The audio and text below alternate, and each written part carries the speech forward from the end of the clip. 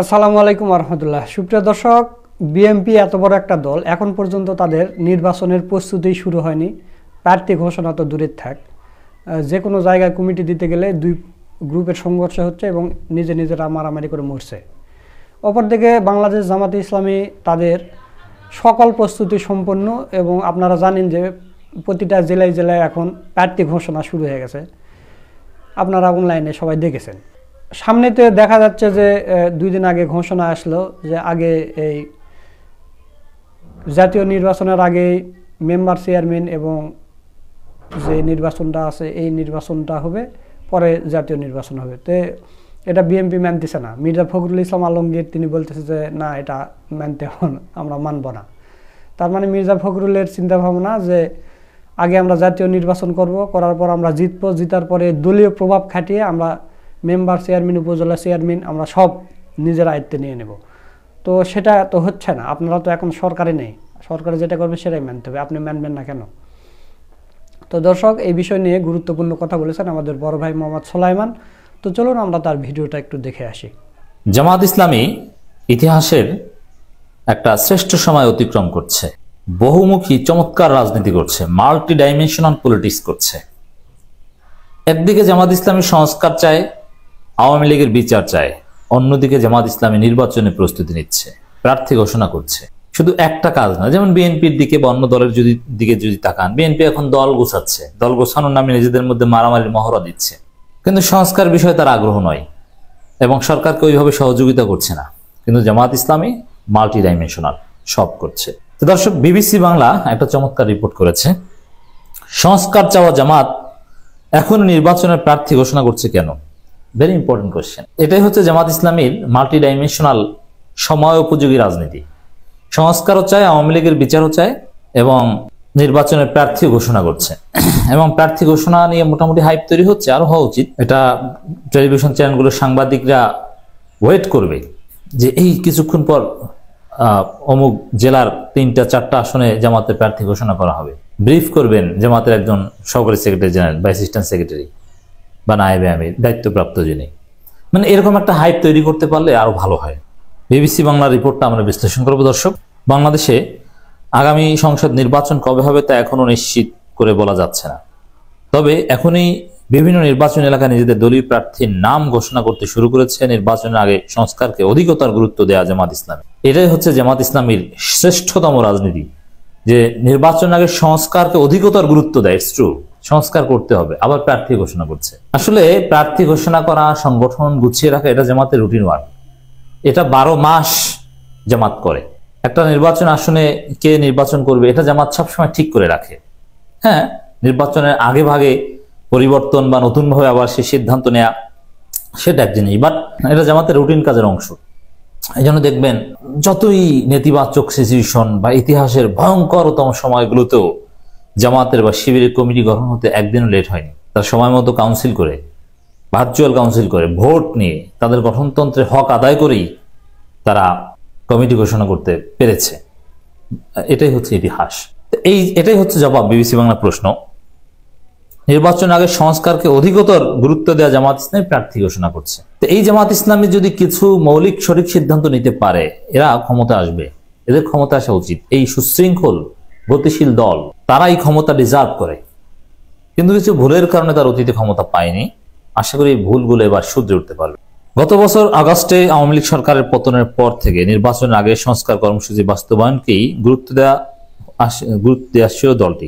এমনকি এ নিয়ে তাদের এক সময়ের মিত্র দেশের প্রধান রাজনৈতিক দল বিএনপির সঙ্গে তাদের দূরত্ব তৈরি হয়েছে। রাইট, এই দূরত্ব হবেই, এই দূরত্ব অনিবার্য, এই দূরত্ব বাড়াতে হবে, আমরা সেই পরামর্শ দিচ্ছি। এখন রাজনীতি 2টা মেরু, জাতি এখন 2 ভাগে বিভক্ত।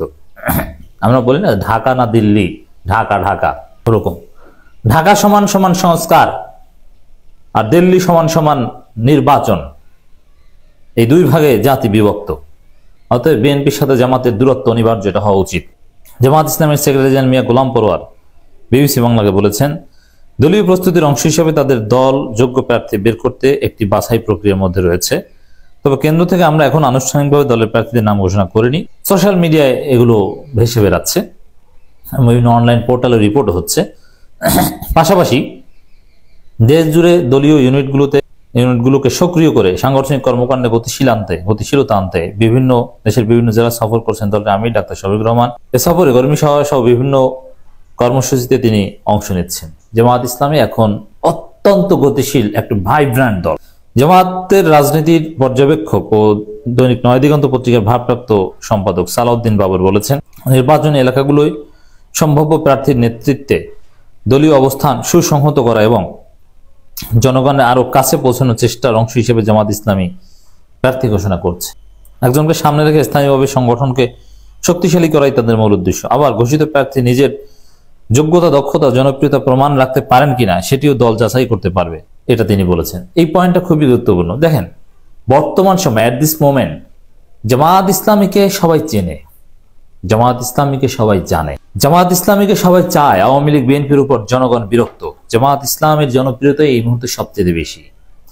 কিন্তু গ্রামগঞ্জে, পথে ঘাটে, হাটে বাজারে মানুষ জামাতকে চায়, কিন্তু জামাতের নেতাকে এটা মানুষ চেনে না। যে আমি জামাতকে ভোট দেব, কিন্তু আমি কোন ব্যক্তিকে ভোট দেব, সে কে, চেনে না। তো এই কারণে আমি মনে করি যে জামাত ইসলামের নির্বাচনে আসন ভিত্তিক নেতাদের ব্যাপক পপুলারিটি, পরিচিতি দরকার। এটার যথেষ্ট ঘাটতি। নেতাকে জনগণ চেনে না।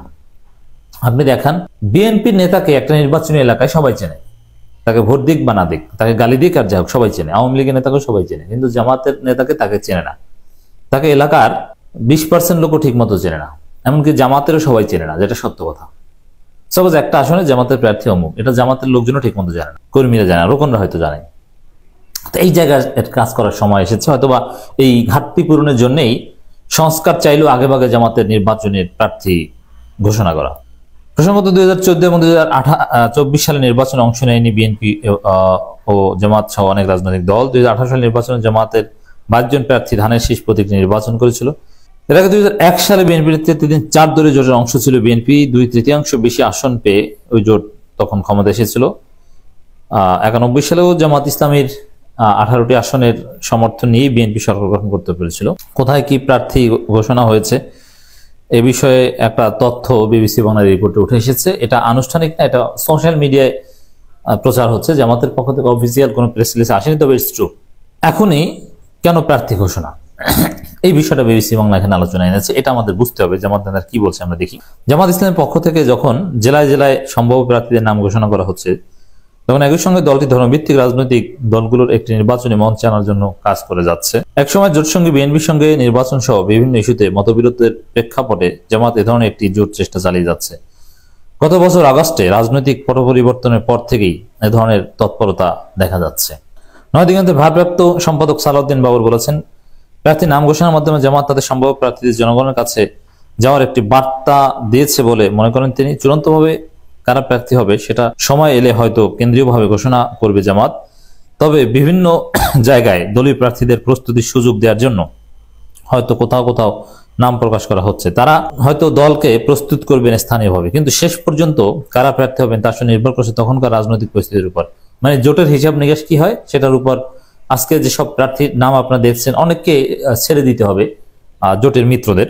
তার মধ্যে জামাতের ঘোষিত সমপ্রার্থীরা নিজ নিজ এলাকায় জনগণের কাছে যাবেন এবং তার মাধ্যমে দল তার অবস্থান সম্পর্কে ধারণা হবে। এখানে আরেকটা বিষয় বলে নিই দর্শকদের অবগতির জন্য, জামাত ইসলামী নির্বাচনে প্রার্থী ঘোষণা সাধারণত সব জায়গায় জেতার জন্য করেন, অথবা অধিকাংশ জায়গায় তারা জিততে পারবে না তারা জানে। জামাতের এবার টার্গেট 50টা আসন পেলে তারা খুশি। অনেকে না বুঝে 100-150 এগুলো বলছে, কিন্তু বাস্তবতা হচ্ছে 50টা আসন পেলে জামাত খুশিতে খুশি। তার বাকি যে 250 আসনে প্রার্থী ঘোষণা, এগুলো মূলত দাওয়াতি কাজ বা সংগঠন সম্প্রসারণের উদ্দেশ্যে জামাত এগুলো করে, যে নির্বাচনে অংশগ্রহণ করলে দাওয়াতি কাজ হয়। এটা জামাতের একটা মৌলিক উসুল। যদিও অধ্যাপক মোহাম্মদ ইউনূস নেতৃত্বাধীন বর্তমান অন্তর্বর্তী সরকার ক্ষমতা আসার পর থেকে এই নির্বাচন নিয়ে দূরত্ব তৈরি হয় জামাত এবং জামাতের সাবেক মিত্র বিএনপির মধ্যে।